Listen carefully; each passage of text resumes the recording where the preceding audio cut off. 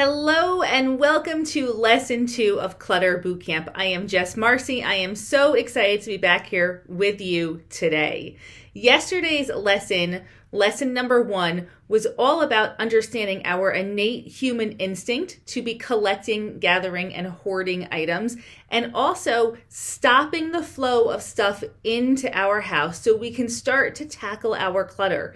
Day 2 is all about understanding decluttering and increasing the flow of stuff out of your house. So without further ado, let's get to it. Day 2, lesson 2 of Clutter Bootcamp, exactly why your decluttering is a never-ending cycle and how you can break that cycle right now. Plus, a bonus for this time during COVID-19, decluttering strategies for when charities are not accepting donations.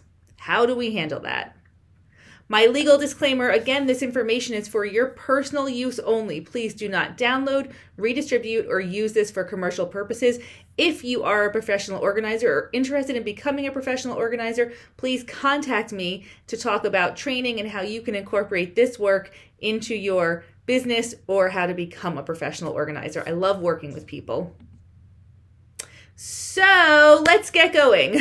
One of the biggest mindset shifts that really needs to be embraced to be successful forever with decluttering and organizing is to think of the space in your house as a parameter in your life, just like your time and your money. So for example, if you don't have enough time for something, but you commit yourself to it, the result is generally not your best, right? It's a little mediocre and you feel stressed.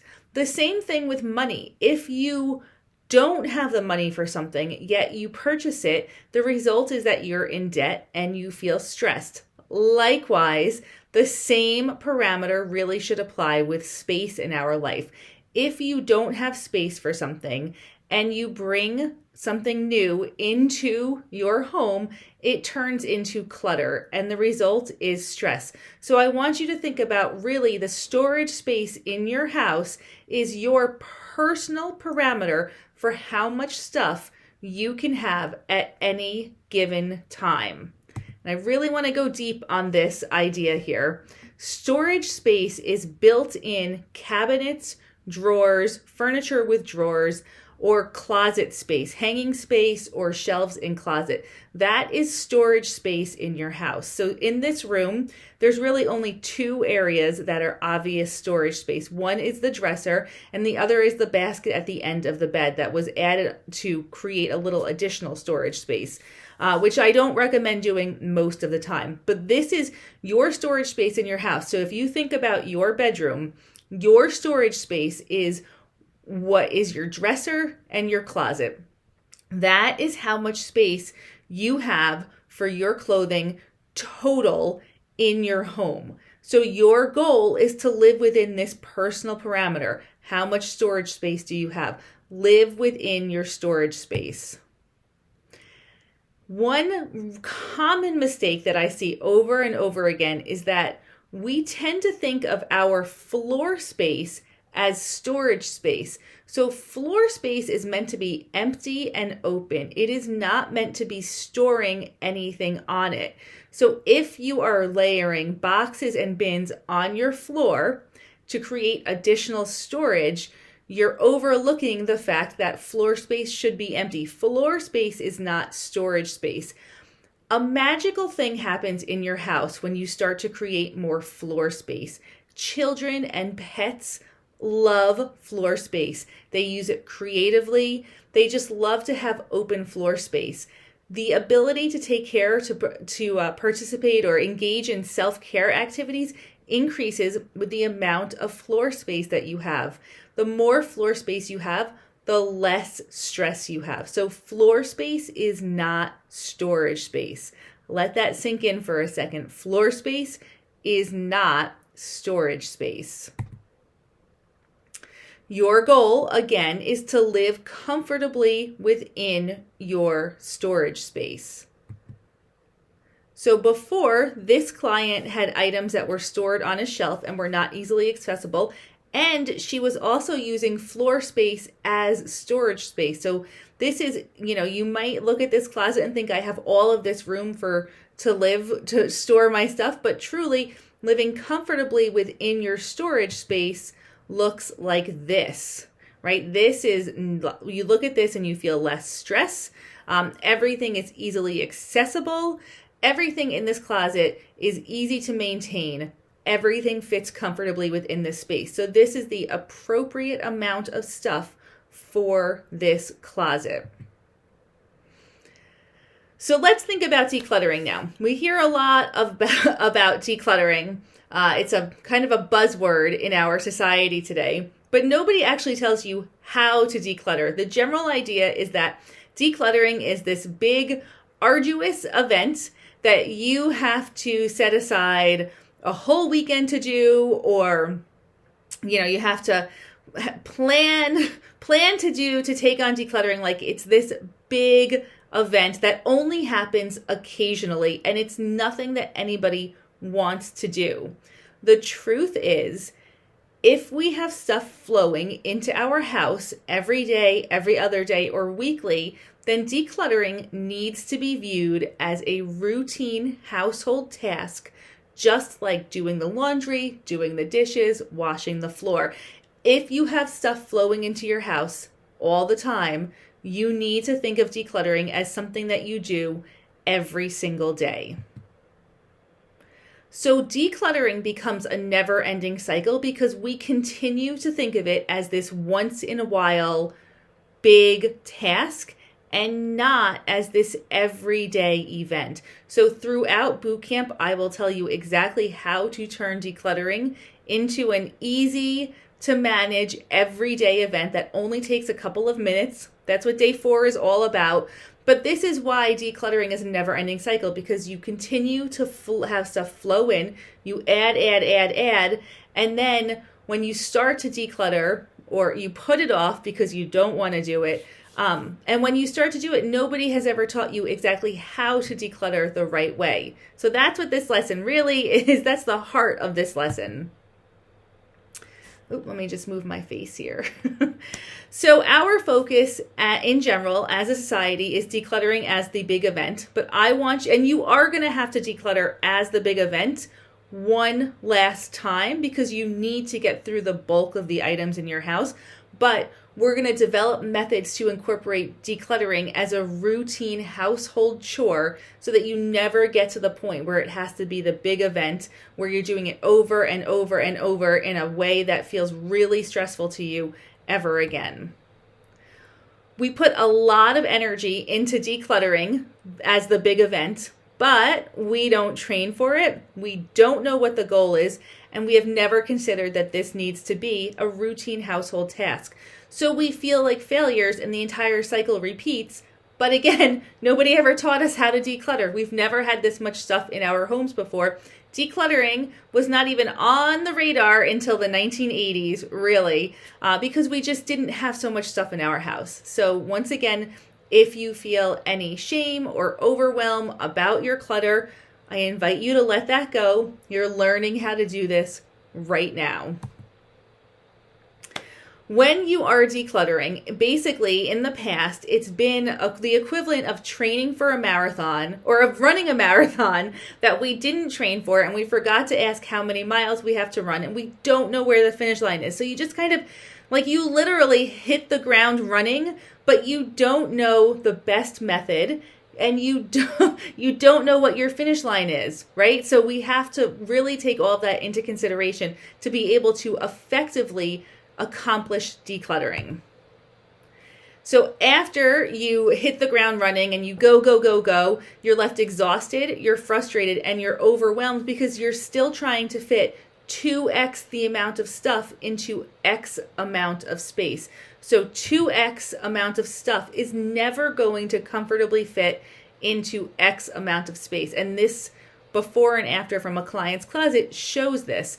On the left-hand side, she's trying to cram as much as possible into this closet, so that's 2x, but the closet only has X amount of space. So on the right-hand side, once she decluttered, all of this was in that closet, buried in there, and we pulled everything out and put everything back in a way that X equals X, right? So if you are always quote unquote organizing, but it never works, this is typically 99% of the time, this is why, because you haven't decluttered enough to be able to organize. So there really is an order of events here. You have to declutter before you can organize. So this time, let's try and do this the right way so we can actually cross that finish line and learn how to make this part of our easy everyday routine and never get into this position where we feel completely overwhelmed by our homes again. So this requires shifting your mindset, understanding your personal goal, and then training, because truly making these decisions about decluttering is something that you have to get better at. So you really are going to be training and getting better, so when you get to very emotional things, you can handle them. Okay, so shift your mindset. Decluttering becomes a simple, routine household task. Understand your goal. So basically, when you cross your finish line, you're living comfortably within your space. Your goal is to live comfortably within your space. So you need to do decluttering as the big event, right, until you live comfortably within the space that you have. That's your end goal. So don't just hit the ground running and declutter until you drop and then call it a day. Let's have a little bit more of a method that makes sense for tackling this challenge. So decluttering as an event is something that you are going to have to do just one more time, and you will cross the finish line when you are living comfortably within your space. And then you just shift to decluttering as a simple, very simple, I have very simple strategies for this, simple routine household task. Are you ready to start training? Are you ready for a completely new method to decluttering that you have never really thought of before? Are you ready to go? Let's do this. It's time to play the Mins game. So the Mins game was created by the minimalists. The minimalists are these two men who started a blog about minimalist living and kind of chronicled their journey from houses full of stuff to very simple lifestyles. And they developed this game called the Mins game. Basically, when you play the Mins game, you typically play it for 1 month, for 30 days. On day 1, you just declutter one single item. On day 2, you declutter 2 items. On day 3, you declutter 3 items, and so on. At the end of 1 month, on day 30, you're decluttering 30 items. But at the end of 1 month, you've decluttered over 500 items using this very simple process. So we are going to play the Mins game, but because boot camp is only 5 days long, we are going to 10x the Mins game, right? So this is going to help us increase the flow of items out of our house. So there's nothing coming in, and we are increasing the flow of items out of our house, but we're doing it in a way that is easy to do every single day, and we're going to start with very easy things. So on day 1, we're going to declutter 10 items. Any items. Just get 10 things and get them out of your house. On day 2, we are going to declutter 20 items. On day 3, 30 items. And on day 4, 40 items. So after just 4 days of playing the Mins game, 100 items will have left your house in 4 days. So this is just a really easy to approach method for decluttering. Here are some tips for success with the Mins game. I want you to only deal with emotionally easy items. When you are doing your 10 items today, just go around your house, find 10 items that can leave that you have no emotional attachment to that are easy. It can be 10 sheets of paper that go into the trash. It can be 10 things from your kitchen. It could be 10 random items from anywhere in your house. Emotionally easy. We always work in the order of emotionally easy to emotionally difficult. Anything that feels too emotional, do not deal with it right away. We are increasing the flow out by tackling the easy to make decisions first. And this is what makes this different. In the past, when you've hit the ground running and you started to tackle a whole entire room, you inevitably come across items that are very emotional, and this trips you up every single time. You should never deal with emotional items until you are ready to. The way to get ready to deal with emotional items is to train for that, end, right? That's the marathon. Right now we're trying to get you to run a mile. So we were going to just train to deal with the emotionally difficult items by making decisions on all of the easy ones. So when you make decisions on easy items, you're strengthening your decluttering decision-making skills. You're strengthening your decluttering muscles, right? And then when you get to the more emotional stuff later on in this journey, you are much more well equipped to deal with those decisions. But start with emotionally easy.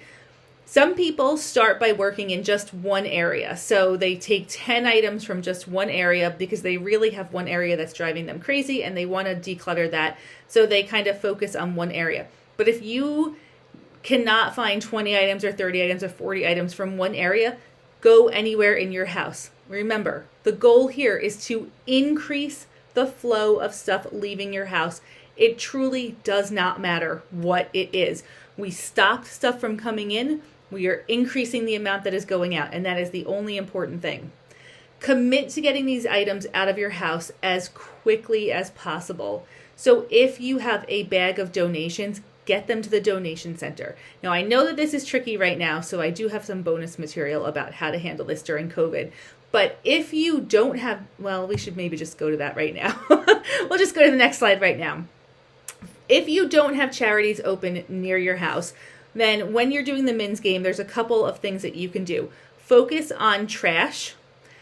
Be realistic about your stuff. Is it really donatable? We always want to find the next best home for the stuff that we have, but truly some things are just out of style. They're slightly worn, or they're worn and slightly broken. They're really, nobody is going to want them, even if we were able to donate them. So just be super realistic about your stuff. Also, there are charities that are still open, so make some phone calls, use your community on Facebook, post on your Facebook page or whatever social media that you use, and ask your local friends what charities are open right now, because not 100% of things are closed. So use your community. Also, there's buy nothing groups, there's neighborhood garage sale groups. There's a lot of different ways that people are still exchanging items without charities being open. Get a dumpster, or if you know a business that has a dumpster that will allow you to use it. So I'm not suggesting use any dumpster. The suggestion is if you know the owner of a business that has a dumpster that is not being filled up on a regular basis right now, ask them if you can use their dumpster. That's a possibility, and a lot of people have had success with this method. But again, no illegal dumping. Get permission from somebody that you know to use their dumpster if that applies to you. Sometimes your place of work also has a dumpster, and you can ask whoever is responsible for that decision if you can dump a couple of personal items into the dumpster as well.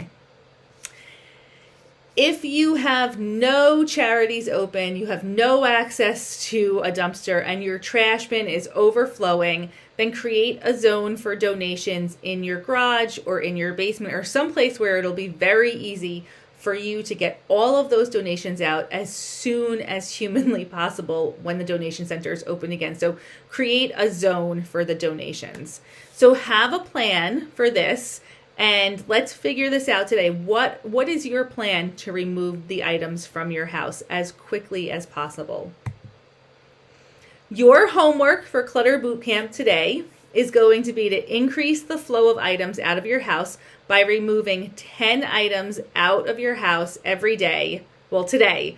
Actually, this task, it should say move 10 items out of your house today, 20 items out tomorrow, 30 items out the next day, and 40 items out on day 5. So today, you are increasing the flow of items out of your house by removing 10 items from your house. And nothing is coming in. So we've stopped the flow in, we're increasing the flow out, and it's super simple, just 10 items. You can totally do this. I 100% believe in you.